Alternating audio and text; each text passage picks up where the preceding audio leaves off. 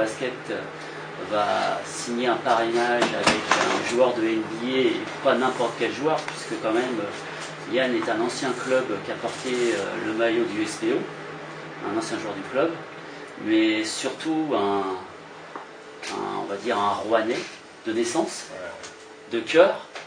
Donc pour nous, il était très très important que Yann participe au projet du club. Donc voilà, donc on voulait, nous souhaitions, comment je dire, le faire devant vous, la signature de notre contrat de parrainage. Voilà. Yann. Ouais, c'est pour ça qu'on vous a convoqué aujourd'hui, pour officialiser un peu ma venue au club, mon association avec le club. Donc voilà, moi Rouen, c'est ma ville de naissance, pour ceux qui ne savent pas. Je suis né au CHU de Rouen, à côté, Charles Nicolle, là. J'ai grandi à Grieux, le quartier de Grieux, qui est situé devant les Hauts de Rouen. Donc j'ai fait l'école jusqu'à l'âge de, je crois, 13-14 ans, où là je suis parti au centre de formation du Havre. Mais voilà, je suis rouennais de base. Ma première licence a été au SPO Rouen. Et voilà, j'ai commencé au Pôle Espoir Normandie, qui était à l'époque au collège Fontenelle, à côté là, au centre-ville. Donc voilà, pour moi c'est tout naturel de revenir à la maison et vraiment de m'investir dans un projet comme celui-là du SPO. Et ce partenariat, enfin ce parrainage, il s'articule comment?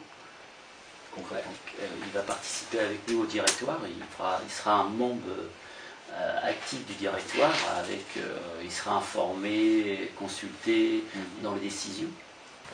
Et comme je l'ai dit auparavant, moi ce que je fais, c'est je viens pas avec de l'argent, je viens pas pour de l'argent.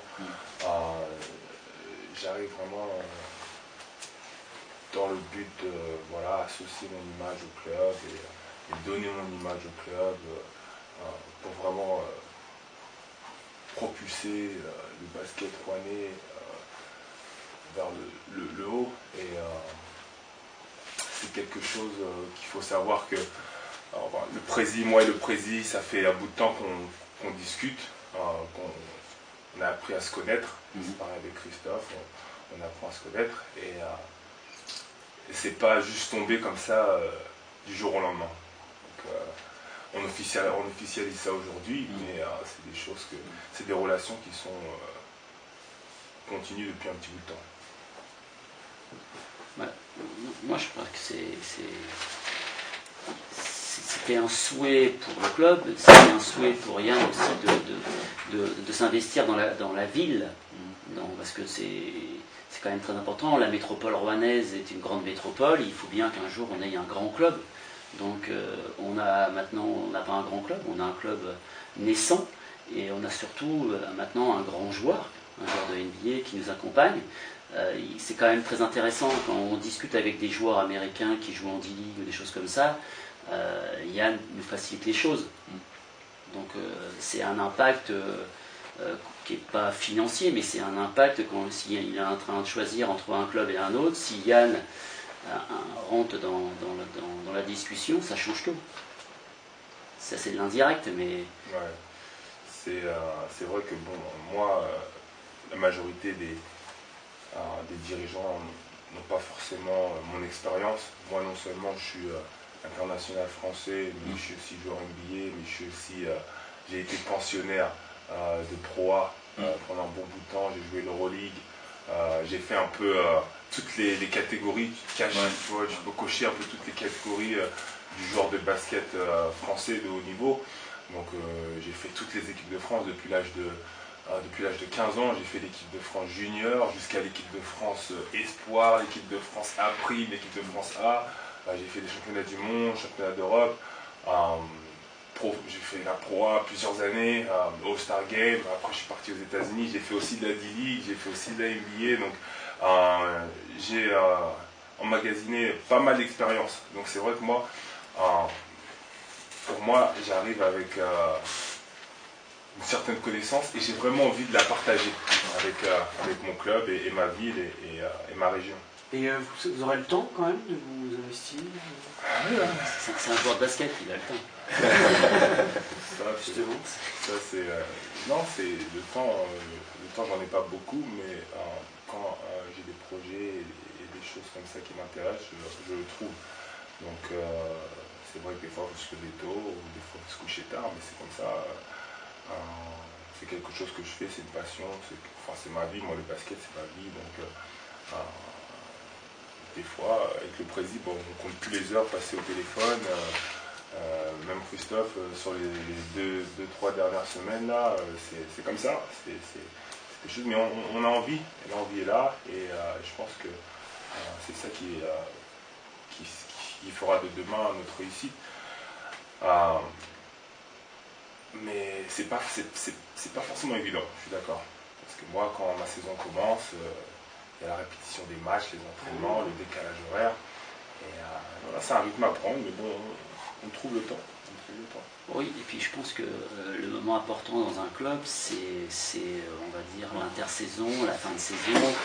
Et quand c'est de la structure, pour structurer un club, on peut le faire dans les moments de temps libre de Yann en discutant. Déjà, nous, on a déjà travaillé localement.